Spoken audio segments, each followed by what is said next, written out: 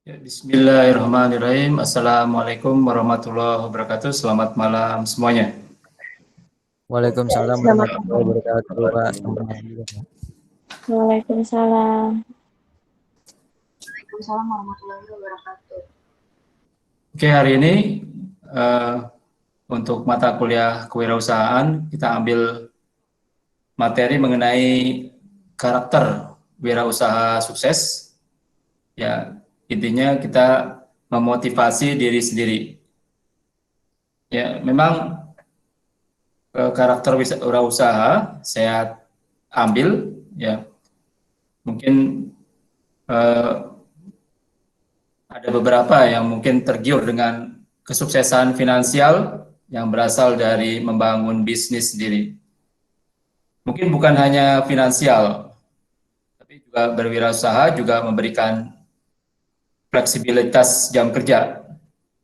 Ya, belum lagi kenikmatan lain yang bisa diperoleh dari bisnis pribadi. Ya, memang tidak mudah ya membalikan telapak tangan. Jadi merintis bisnis sendiri ya jelas membutuhkan banyak faktor pendukung. Jika hanya modal besar dan strategi gitu mungkin semua pengusaha bisa sukses dalam waktu singkat. Tapi kesuksesan juga ditentukan dengan kepribadian dan perilaku pelaku bisnis. Nah, kalau kita melihat sini ada beberapa contoh ya pelaku bisnis dengan mental kepribadian yang punya karakter masing-masing. Oleh kita lihat di sini, di sebelah kiri itu ada Bapak Surya Dharma Paloh ya. Yang kalau saya ngambil dari data Wikipedia, ya beliau itu berumur 69 tahun. Ya ini pengusaha pers dan pimpinan media group ya yang memiliki harian kayak seperti Media Indonesia, Lampung Pos, ya, kemudian stasiun televisi Metro TV. Nah, sekarang dia menjabat sebagai Ketua Umum Partai Nasional Demokrat ya. Ya selain aktif berpolitik, beliau juga mantan Ketua Dewan Penasihat Partai Golkar ya, periode 2004-2009. Ya, sekarang beliau adalah ketua ya dari Partai Nasional Demokrat atau Nasdem. Ya, kemudian kalau kita lihat di sini, ini ada Sudono Salim atau Lim Siolong. Ya, ini pendiri dari Salim Group. Ya, kepemilikan dari Salim Group itu meliputi seperti kayak Indofood, ya, Indomobil, Indosemen, Indosiar, BCA, ya, kemudian Indomaret, Indomarko, kemudian ada PT Mega, Bank Windu Kencana, PT Hanurata, dan banyak lagi. Ya, ini pada tahun 1998 yang itu kalau kita baca dari pers ya, yang tinggalnya beliau ini di Gunung Sahari. Pada tahun 98 rumahnya dijarah, kemudian pergi ya ke Singapura dan sampai meninggal pada tahun 2012 ya. Kemudian sini ada juga ya Bapak Khairul Tanjung ya. Dia di pengusaha asal Indonesia juga pernah menjabat Menko Perekonomian ya, yang menggantikan Hatta Rajasa tahun 2014. Kemudian beliau juga dikenal sebagai pemimpin City Corp. Nah, beliau ini memulai bisnisnya ya ketika kuliah ya di Fakultas Kedokteran Gigi Universitas Indonesia.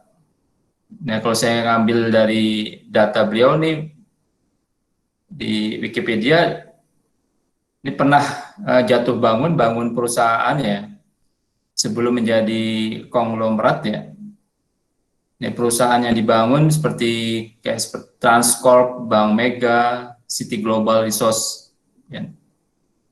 Ya, kemudian juga beliau juga memegang beberapa perusahaan sebagai direksi dan komisaris. Ya. Nah, ini juga yang kita kenal yang belakangan ini adalah Pak Sandiaga Uno ya pengusaha dan politikus.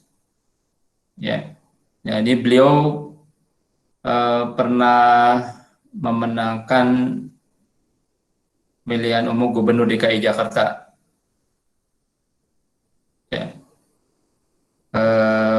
sebagai wakil ya. Jadi ada kandidat ya. Beliau ini jadi wakil, kemudian yang sekarang menjabat gubernur adalah Pak Anies Baswedan. Ini beliau juga seorang pengusaha ya, yang mendirikan sebuah perusahaan di bidang keuangan, namanya itu PT Saratoga Advisor. Ya.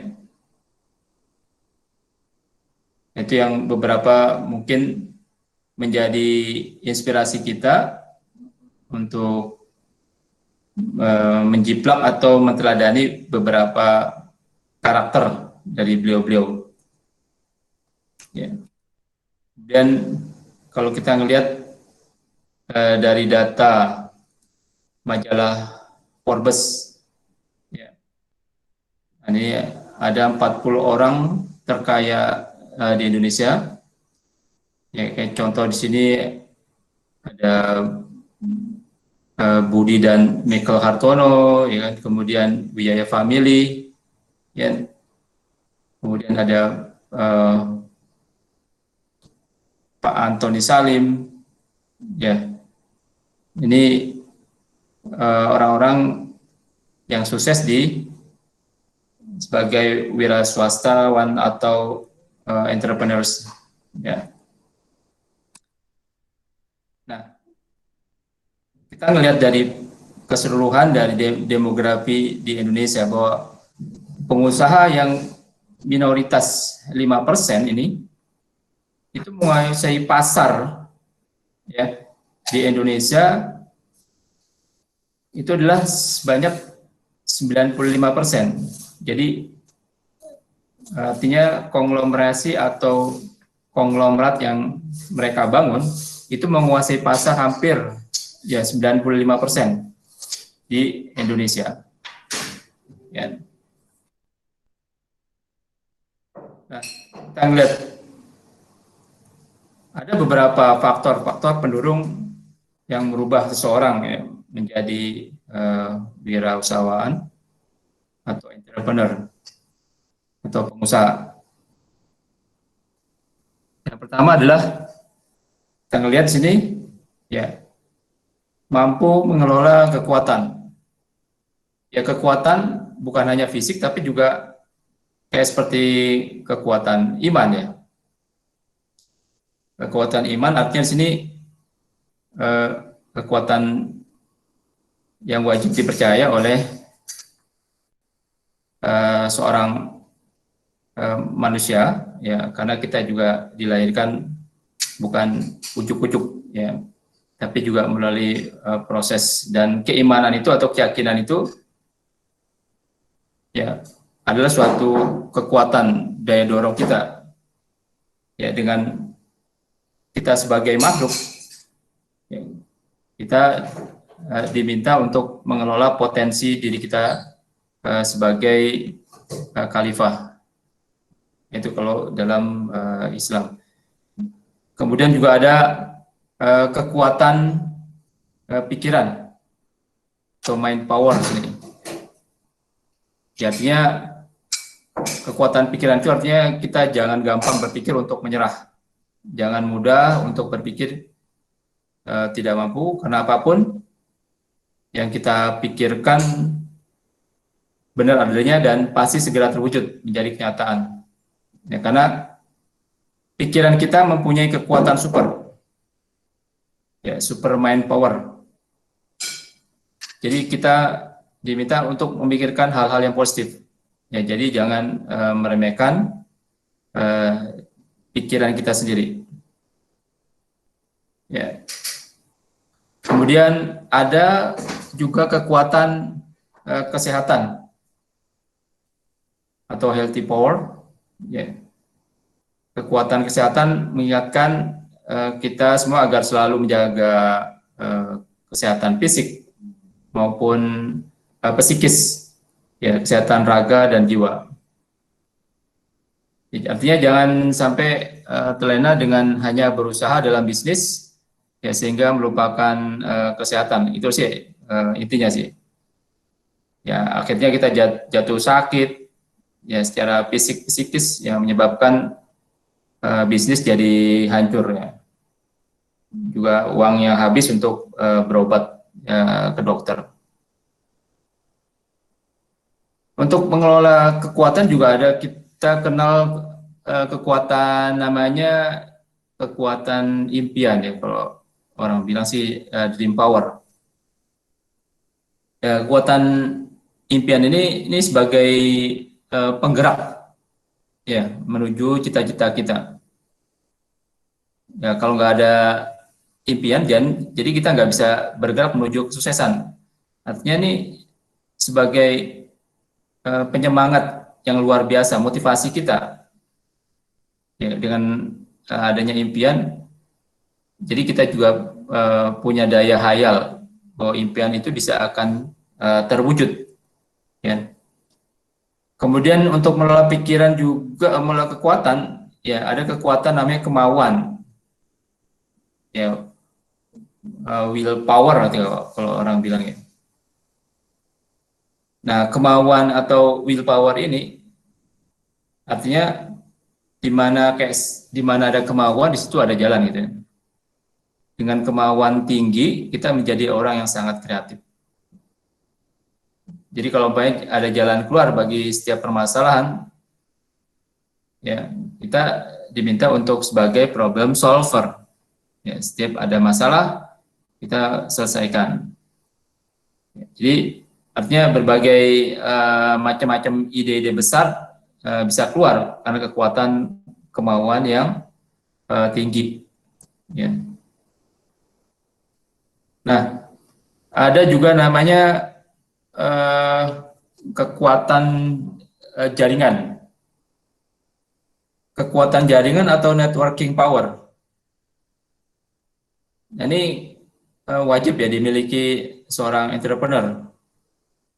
Ya, kita mesti berusaha untuk mempunyai banyak teman. Ya, tapi juga nggak sembarangan memilih teman, ya kan. Artinya teman dalam satu komunitas yang memiliki misi visi yang sama, ya. Jadi kalau untuk membangun kekuatan jaringan ini perlu adanya dukungan setiap komunitas atau setiap teman atau yang kita anggap sebagai punya potensi dalam jaringan bisnis. Nah, ini kemudian juga sini sudut pandang yang berbeda. Ya, setiap orang memiliki sudut pandang yang berbeda. Ya. Nah, ini cara pandang kita, cara pandang yang menilai positif. Nah, ya, gimana cara membangun sudut pandang dari sisi-sisi yang positif. Ya. Kemudian faktor pendorong juga pejuang tangguh, artinya pantang menyerah. Setiap kita ada masalah, setiap kita ada kendala, ya, kita harus berani menghadapi masalah, harus mencoba untuk mencari solusi. Itu ciri-ciri dari jiwa wirausaha. pertama adalah percaya diri. Apa itu percaya diri? Kalau orang bilang adalah self confident ya. Jadi kepercayaan diri ini merupakan kayak seperti paduan ya sikap dan keyakinan seorang dalam menghadapi tugas atau pekerjaan itu. Jadi dalam prakteknya ya, sikap dan kepercayaan ini untuk melakukan dan menyelesaikan tugas atau pekerjaan ya. Jadi punya daya cipta atau punya daya kepercayaan, optimisme ya, secara individualitas ya, secara diri kita, jadi tidak ketergantungan terhadap orang lain. Jadi memiliki keyakinan dan kemampuan ya untuk mencapai keberhasilan. Kemudian yang kedua, ini berorientasi pada tugas ya dan hasil. Jadi biasanya ciri-ciri dari jiwa wirausaha, dia mengutamakan tugas dan hasil. Jadi artinya orang yang selalu mengutamakan nilai-nilai positif yang berprestasi, seperti berorientasi pada laba, ketekunan, ya, ketabahan, kerja keras ya. Jadi punya daya dorong atau energik ya. Ya, artinya di sini selalu berinisiatif. Jadi mencari dan memulai, ya, artinya sini memulai diperlukan niat dan tekad ya. Juga tindakan terhadap hasil yang atau target ya. Target yang positif. Kemudian di sini yang ketiga, beranian mengambil resiko. Jadi salah satu ciri jiwa wirausaha ya, pengambilan resiko ya, artinya dengan perhitungan sini. Jadi artinya wirausaha ini menghindari situasi risiko yang rendah, artinya menekan resiko, tidak ada tantangan, ya. Artinya cara gimana melakukan perhitungan dengan resiko yang terendah, itu. Kemudian yang keempat itu adalah kepemimpinan. Jadi leadership harus selalu ada dalam ciri dari jiwa wirausaha. Kepemimpinan ini kan sebagai kepeloporan atau ini ya, keteladanan. Jadi selalu tampil beda dan menonjol. Ya, jadi artinya menonjol sini memiliki kemampuan seperti kreativitas, ya, keinovasian, ya. Jadi dia menampilkan barang dan jasa yang dihasilkan lebih cepat, jadi daripada kompetitornya, lebih cepat, lebih dulu, dan segera masuk ke pasar. Nah, gitu.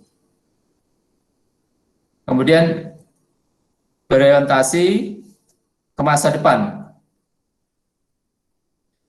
Jadi artinya orang yang memiliki perspektif ya dan pandangan ke masa depan, ya, jadi melakukan sesuatu yang orang lain mungkin belum jangkau, tapi kita ya punya orientasi bahwa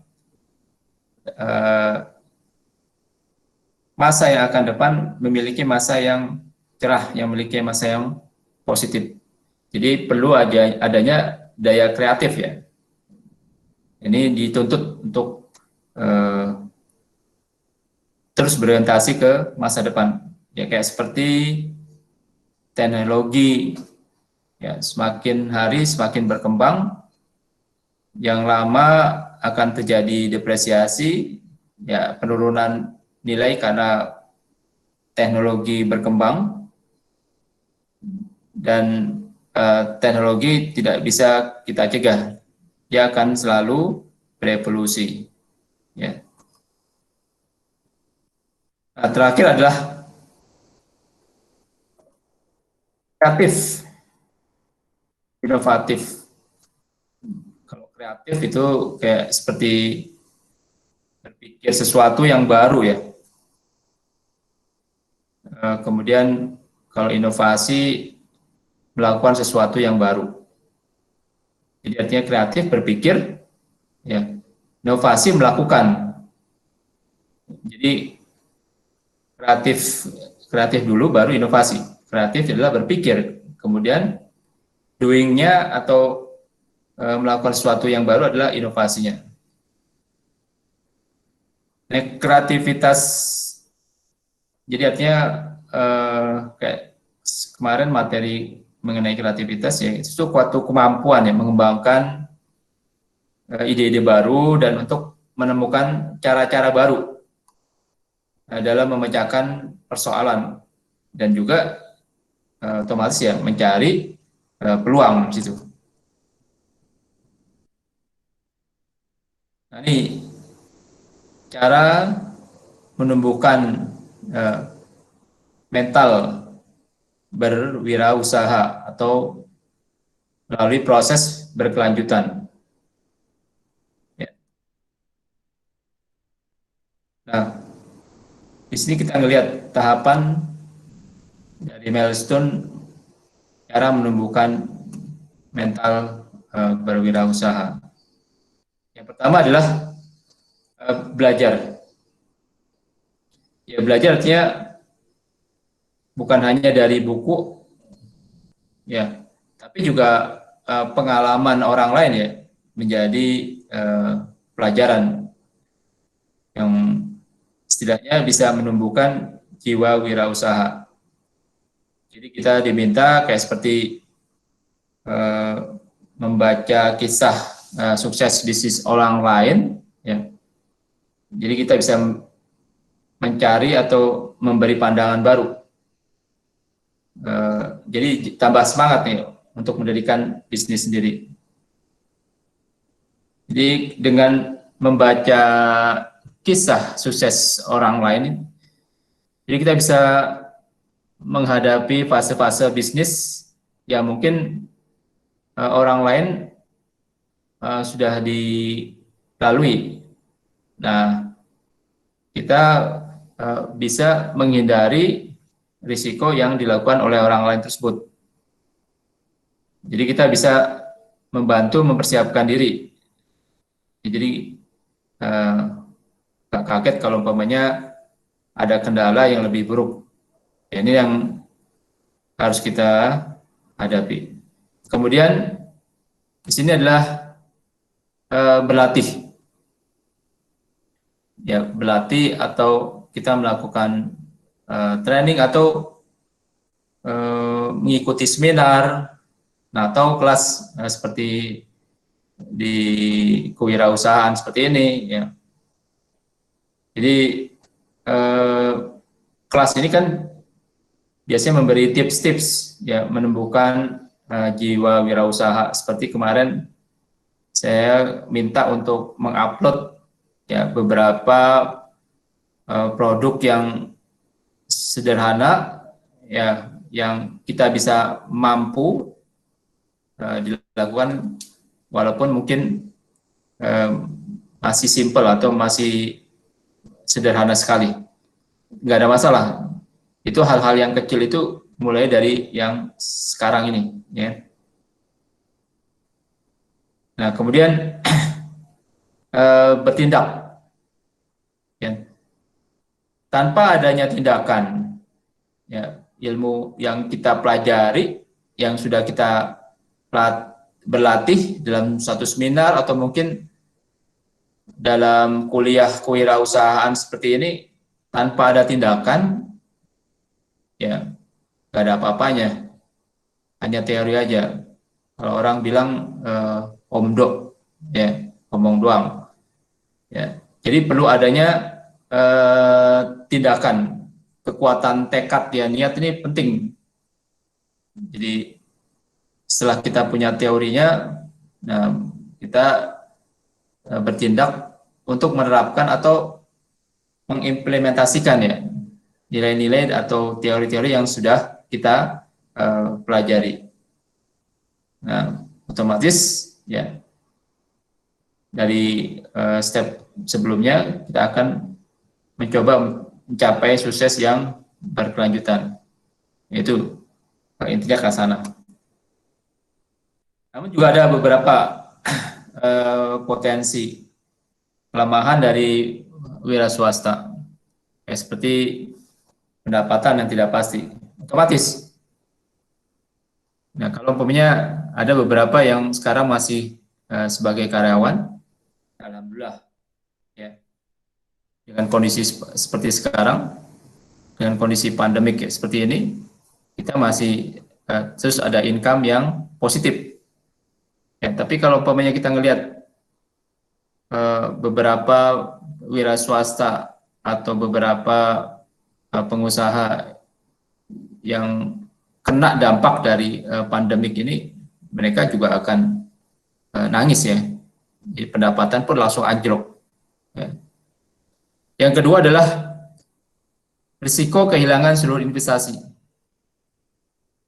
Artinya, karena usaha bisnis itu sendiri punya kita, ya, suatu saat bila mana ada sesuatu kendala atau resiko, bisa terjadi seperti bangkrut, ya. Bangkrut itu bukan hanya untuk di institusi atau di perusahaan atau di pabrik, tapi juga bisa aja ke properti pribadinya. Jadi bisa menghilangkan seluruh investasi. Yang ketiga adalah kerja lama dan kerja keras. Nah, untuk membangun suatu usaha, ya perlu ada tekad, proses, jadi tinggal instan. Di sini adalah proses gimana caranya kita melakukan atau memanage seperti waktu, tenaga, dan money atau uang, ya, supaya berdaya guna, itu yang penting. Kemudian yang keempat adalah kualitas hidup yang rendah sampai bisnis mapan.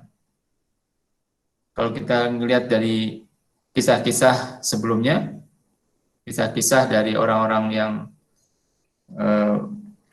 sukses, dia nggak instan langsung menjadi entrepreneur atau menjadi pengusaha.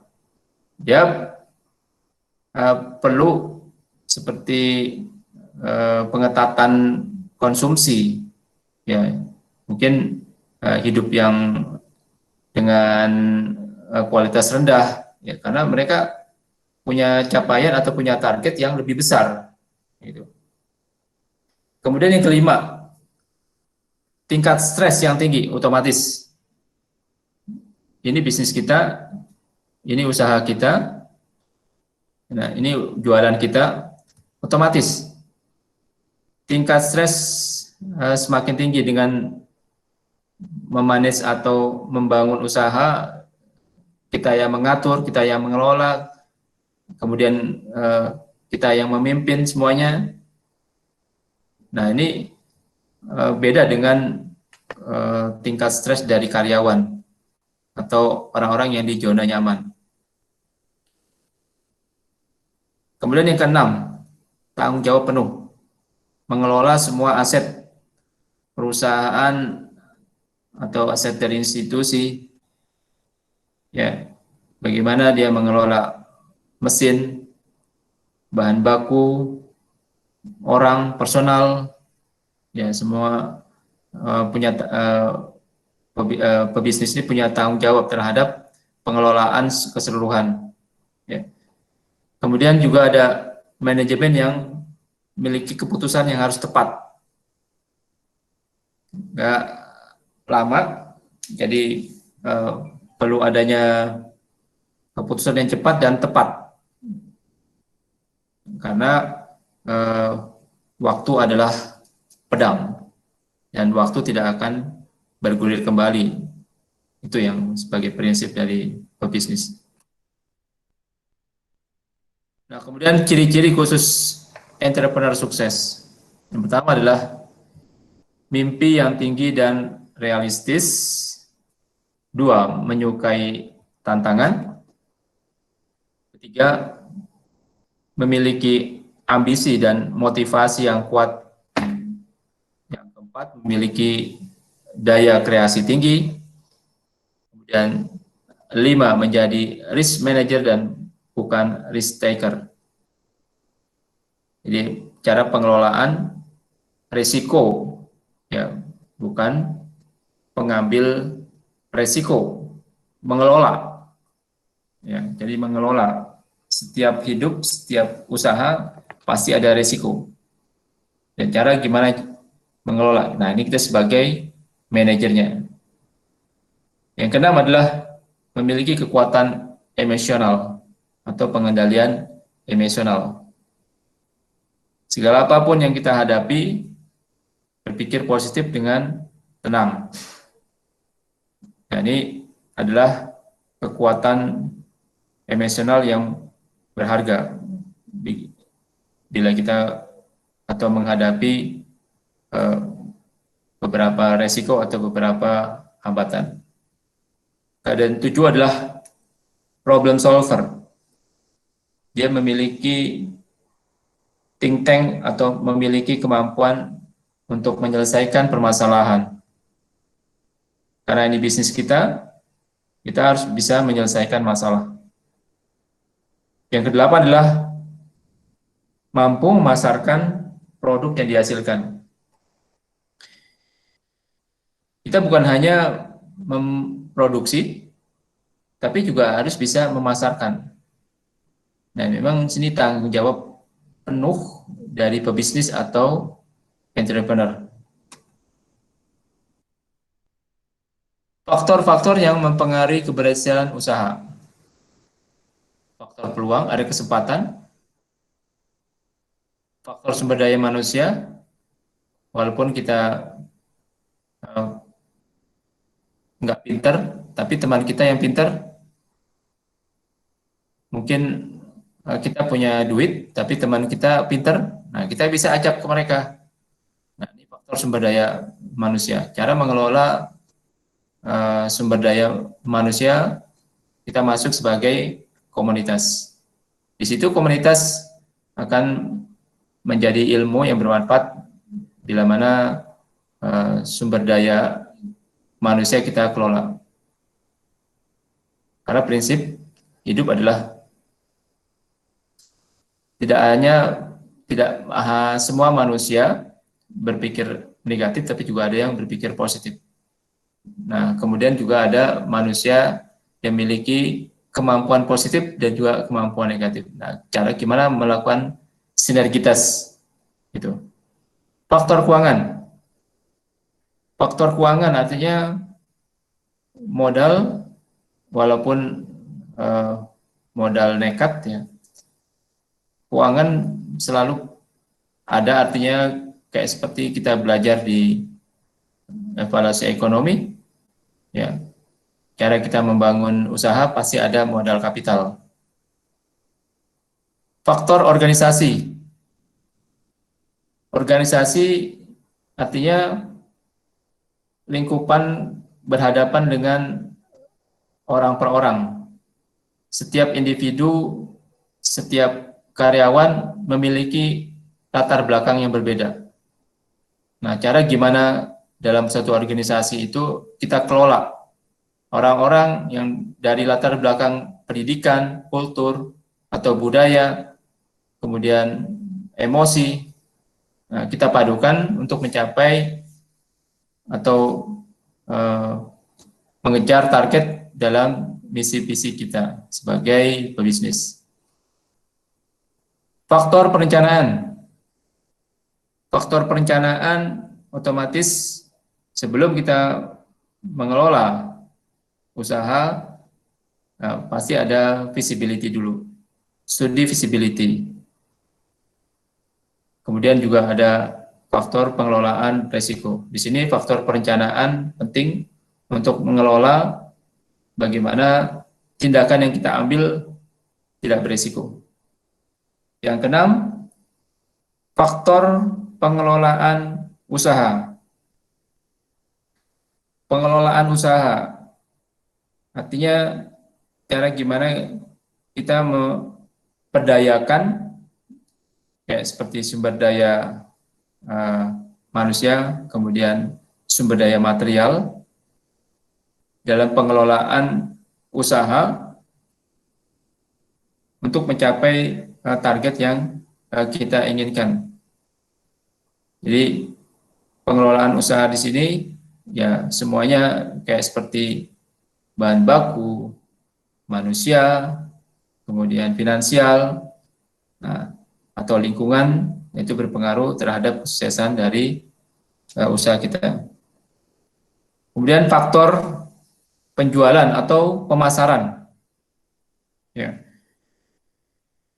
Dalam kayak seperti contoh kondisi seperti sekarang, ya, kondisi COVID-19, ya pandemik, ya penjualan dan pemasaran seret semuanya, bukan hanya satu sisi, tapi semua usaha. Nah, ini kita cara gimana supaya survive, cara gimana untuk melakukan teknik-teknik penjualan dan pemasaran, ya, yang berhasil setidaknya kita masih survive, kita masih bisa hidup. Ya. Mungkin nanti lain waktu kita akan belajar mengenai bisnis online. Ya. Kemudian yang kedelapan adalah faktor sosial politik budaya. Kita lihat sekarang ada gejolak dari dinamika politik di negara kita. Ya, seperti penolakan dari undang-undang Omnibus ya, Law ya, atau undang-undang Cipta Kerja. Ini juga pengaruh kayak seperti secara politik ya, pengaruh terhadap bisnis yang ada di sekitar atau di lingkungan kita. Atau kita lihat sendiri. Pada saat orang-orang demo, ya orang-orang pebisnis tutup, ya nggak mau ada efek atau ada friksi atau gesekan di antara mereka. Nah, itu yang kita pikirkan. Jadi faktor sosial politik budaya ini penting ya, dari sekian faktor dari pengaruh keberhasilan usaha. Kemudian ada faktor-faktor kegagalan usaha. Ya, bisa aja kegagalan dari faktor internal, faktor eksternal, dan force major. Force major di sini adalah ya, seperti bencana atau sesuatu yang tidak kita bisa duga. Ya, bencana alam, ya itu kita nggak bisa duga. Kebanjiran, kebakaran, nah itu.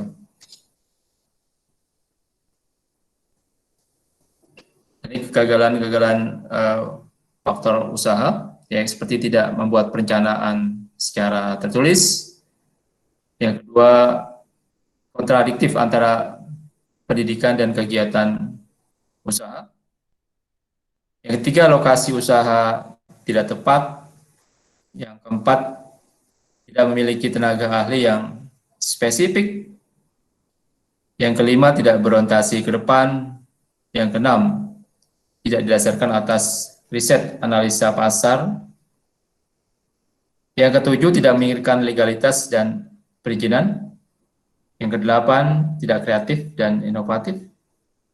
Yang kesembilan, one man show. Ya, artinya di sini hanya mengandalkan satu orang aja. Yang ke-10, anggota keluarga ikut masuk ke dalamnya. Yang ke-11, kesulitan dalam cash flow. Yang ke-10, kesalahan mengenai kewirausahaan, ketidakmampuan manajemen, kurang pengalaman, pengendalian keuangan yang buruk, pemasaran yang lemah, gagal mengembangkan rencana strategis, ya pertumbuhan yang tidak terkendali, lokasi yang tidak menunjang, pengendalian persediaan yang tidak tepat, penetapan harga yang salah, ya tidak melakukan transisi kewirausahaan. Nah, mengenai karakteristik entrepreneur sukses, komitmen total, determinasi, dan keuletan hati. Niat yang kuat, tekad, kemudian dorongan kuat untuk berprestasi, beda dengan yang lain. Jadi artinya kita punya daya juang, daya orientasi terhadap target. Kemudian ketiga, berorientasi pada kesempatan dan tujuan. Kita ngelihat kalau kesempatan seperti pandemik ini, apa yang kita bisa jual. Kemudian keempat adalah inisiatif dan tanggung jawab. Inisiatif melakukan inovasi, kemudian bertanggung jawab terhadap produk yang kita buat. Yang kelima, pengambilan keputusan yang persisten. Keputusan penting ya terhadap segala akibat atau tindakan yang kita putuskan. Keenam, mencari umpan balik. Artinya sini benchmarking. Kalau orang bilang, kita bisa melihat sisi positif dan negatif dari kompetitor. Kita bisa mencari studi banding, ya, mencari cara yang terbaik atau mengelola bisnis atau usaha kita dengan melihat dari orang lain atau dari kompetitor. Kemudian kedelapan, toleransi terhadap ambiguitas atau perbedaan. Tadi sudah saya jelaskan mengenai karyawan kita itu berlatar belakang dari beberapa kultur, pandangan, pendidikan. Nah, cara gimana kita mengelola sumber daya manusia tersebut. Kemudian ke-9 adalah pengambilan risiko yang terkalkulasi. Jika kalau umpamanya kita menghadapi risiko,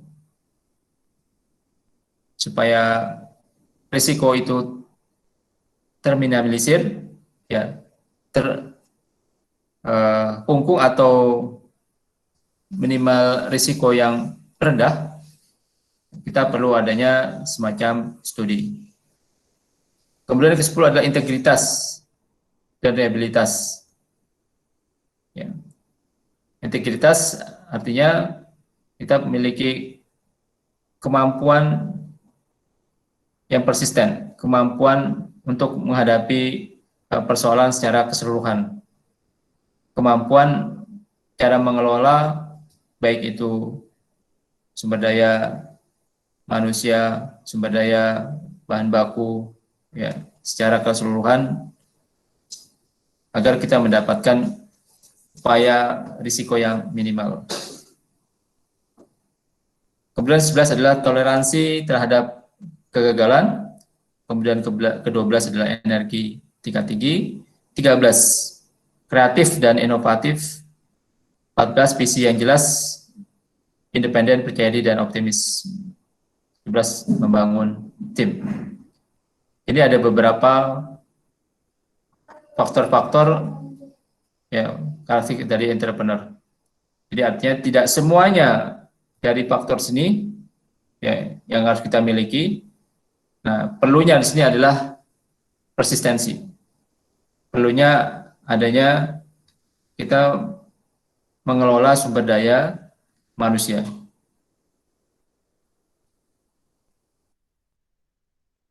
Nah, keuntungan menjadi entrepreneur. Ya, pertama adalah peluang menentukan nasib sendiri, peluang melakukan perubahan, ya, peluang untuk mencapai potensi sepenuhnya, peluang untuk memperoleh keuntungan yang menakjubkan, kemudian peluang untuk berperan besar dalam masyarakat dan memperoleh pengakuan atau legalisasi, kemudian peluang untuk berperan dalam masyarakat dan memperoleh pengakuan. Ya.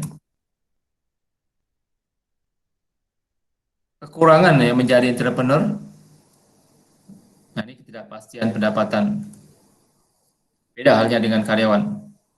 Kemudian risiko kehilangan seluruh investasi, kerja lama keras, kualitas hidup yang rendah sampai bisnis papan, kualitas hidup yang rendah, ya kemudian tanggung jawab penuh dan keputusasaan. Nah sekarang Anda atau mahasiswa temukan jati diri Anda sendiri, ya temukan potensi yang tertanam dalam diri sendiri. Nah, kita mau bertindak, kita mau keluar dari zona nyaman, atau memang kita sebagai loser. Oke, hari ini cukup sekian dulu. Nah, untuk minggu depan kita akan mulai tugas untuk presentasi. Jadi di sini tugas untuk nilai UTS atau ujian tengah semester. Diminta untuk mencari tokoh wirausaha dalam atau luar negeri dan menjelaskan hal-hal yang berkaitan dengan faktor-faktor berikut. Yang pertama, sejarah memulai usaha. Yang kemudian kedua, bisnis yang ditekuni. 3, hambatan. Kemudian 4, best practice. Ya. Nah, kita minggu depan akan memulai presentasi per mahasiswa. Ini secara online nanti saya invite, ya hostnya saya. Kemudian presentasi untuk mahasiswa 10 menit, kemudian ada 5 menit untuk sesi tanya jawab. Ya, untuk lampiran mahasiswa, yang pertama sampai ke 20 ini berurutan. Ya. Jadi nanti PPT atau PowerPoint ini saya kasih melalui WA Group agar bisa mempersiapkan diri. Jadi tugasnya adalah presentasi mengenai tokoh atau pebisnis wirausaha yang sukses dalam atau luar negeri. Oke, terima kasih. Ada pertanyaan? Bapak, maaf mau bertanya. Silakan. Jadi itu tugasnya kan per individu, per satu tokoh wirausaha ya, Pak? Iya. Nah, kalau misalkan wirausahawan yang udah Bapak sampaikan di presentasi ini, misalkan saya mau pakai Sandiaga Uno, itu boleh nggak, Pak? Boleh. Boleh. Oh Nggak ada ya, udah masalah. berarti. Oke, baik, Pak. Nggak apa-apa. Karena kan saya cuma paparan singkat aja. Ya. Jadi juga untuk yang lainnya jangan ada yang sama kan gitu. Banyak orang-orang di sekitaran kita dalam dan luar negeri. Ya. Bukan hanya dalam bidang pebisnis tapi juga secara sosial ya. Ya. Bisa kita angkat. Jadi tokoh-tokoh yang memiliki punya pengaruh yang luar biasa terhadap kegiatan sosial, kemudian bisnis, yaitu bisa kita sebagai contoh di presentasi kita. Ada lagi?